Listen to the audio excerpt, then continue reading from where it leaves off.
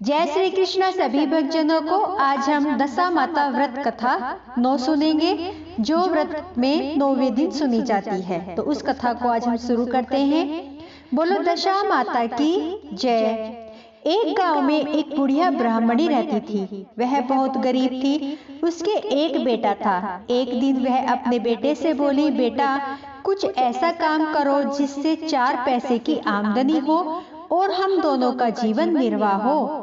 अब मेरे तो बुढ़ापे के कारण हाथ पैरों ने जवाब दे दिया है। तब उसका लड़का गांव वालों के जानवर चराने लगा। एक दिन लड़का पशुओं को पानी पिलाने नदी पर ले गया। वहां पर महिलाएं स्नान करके दशा माता का डोरा ले रही थी। उनके पास एक डोरा बच गया था।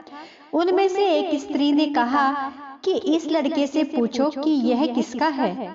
तब एक स्त्री लड़के के पास जाकर पूछने लगी, तुम्हारे घर में कौन कौन है? लड़के ने बताया कि केवल मेरी बूढ़ी माँ है। स्त्रियों ने लड़के को एक डोरा देते हुए कहा कि तुम इसे ले जाकर अपनी माता को दे देना, कहना कि इसका पूजन और व्रत करे। हम तुम्हें सीधा और पूजा की सामग्री भी देते हैं, इसे भी अपनी माता को दे देना। लड़के ने उनसे डोरा ले लिया। फिर सब स्त्रियों ने उसे सीधा भी दिया। लड़का उस सामान को लेकर घर आया। उसने दरवाजे से ही माँ को पुकार कर कहा, गठरी को उतार लो, मैं बोझ से दबा जा रहा हूँ। उसकी माँ बहुत प्रसन्न हुई। माँ ने बेटे से पूछा, यह सब कहाँ से लाए हो? लड़के ने माँ को सब समाचार सुनाकर दशा माता का डोरा भी दे दिया। बुढ़िया माई ने डोरे को लेकर माथे से लगाया और उसी दिन से व्रत करने लगी। 9 दिन तक कथा कहानी कहती रही। 10वें दिन उसने डोरे की पूजन की तैयारी शुरू कर दी। वह देरी के बाहर गोबर से लीप रही थी कि उसी समय बहुत ही गरीब बुढ़िया आकर बोली कि क्या कर रही हो बहन? उसने जवाब दिया कि आज मेरे घर पर दशा माता का पूजन है, इसलिए लीप रही हूँ। उस बुढ़िया रूपी दशा माता ने कहा, मुझे बहुत प्यास लगी है, थोड़ा सा पानी पिला दे। इस पर लड़के की माता बोली, मैं तो इस मिट्टी के बर्तन में ही पानी पीती हूँ, मेरे यहाँ लोटा लुटिया कुछ नहीं है। तुमको पानी किस में भर कर दूं? एक कटोरी है मेरे घर में, पता नहीं वह भी कहाँ पड़ी होगी। जरा तुम ठहरो, मैं कटोरी ले आऊं, तब तुमको पानी पिलाऊंगी। बुढ़िया हाथ धोकर अंदर कटोरी लेने गई।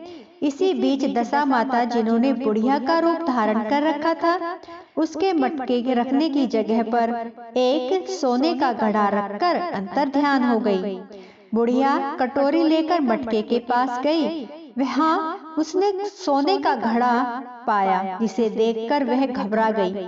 वह मन में सोचने लगी कि मुझ पर बुढ़ापे में चोरी का नाम लगेगा, मैं चोर कहलाऊंगी। वह इस चिंता में दशा माता रूपी बुढ़िया को खोजने निकल पड़ी।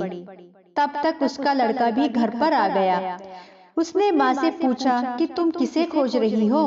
उसने बताया, अभी क्षीण अवस्था वाली बुढ़िया आई थी और यहाँ सोने का घड़ा रखकर न जाने कहाँ चली गई। लड़के ने बताया, वही तो दशा माता थी, उन्होंने तुमको यह घड़ा दिया है। दोबारा फिर कभी वह आए तो उसके स्वागत में कभी कोई कमी मत रखना, उनकी आज्ञा का पालन करना।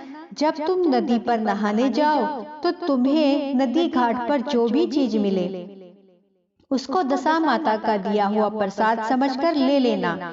किसी से यह पूछताछ मत करना कि यह चीज किसकी है, यह कहाँ से आई है। बुढ़िया नदी में नहाकर बाहर निकली तो उसे सोने का घड़ा भरा दिखाई दिया। उसके पास ही अच्छे वस्त्र रखे थे। बुढ़िया ने कपड़ों को पहन लिया और घड़े को हाथ में लेकर चलने की तैयारी करने लगी। तभी 4 कहार एक डोली लेकर उसके पास आए। कहारों ने उसे डोली में बैठने को कहा। बुढ़िया जब घर पहुंची तो उसने देखा कि वहां तो एक आलीशान महल खड़ा है। बुढ़िया महल के अंदर चली गई। वहां उसने श्रद्धा पूर्वक और भक्ति भाव से दशा माता के डोरे का पूजन किया और हाथ जोड़कर वरदान मांगा कि जिस प्रकार तुमने मुझे संपत्ति दी है, उसी प्रकार मेरे घर में एक सुशील बहू आ जाए, तभी यह सब शोभा देगा। कुछ दिनों बाद लड़के का विवाह हो गया। और बहुत ही सुंदर सुशील बहू बुढ़िया के घर आ गई। बुढ़िया ने दोबारा दशा माता से वर मांगा कि जैसे मेरे बहू बेटा सुशील और सज्जन हैं, उसी प्रकार मैं एक पौत्र भी पाऊं। कुछ दिनों बाद बुढ़िया के यहाँ एक पौत्र रूपी रतन पैदा हुआ। एक दिन बुढ़िया ने अपनी बहू को पास बैठाकर समझाया कि मेरी यह संपत्ति दशा माता की प्रदान की हुई है। उन्हीं की कृपा से तुम इस घर में आई हो। मेरे नहीं रहने के बाद यदि कोई मैले कुचैले कपड़े धारण किए बुढ़िया तुम्हारे घर पर आए तो उसे आंचल के छोर से पोंछ डालना, घिन मत करना, उससे प्रार्थना करना, यह सब आपका ही दिया हुआ तो है। जब भी दशा माता का डोरा लेना हो तब उसको तुम भी अवश्य लेना और श्रद्धा पूर्वक उसका पूजन करना।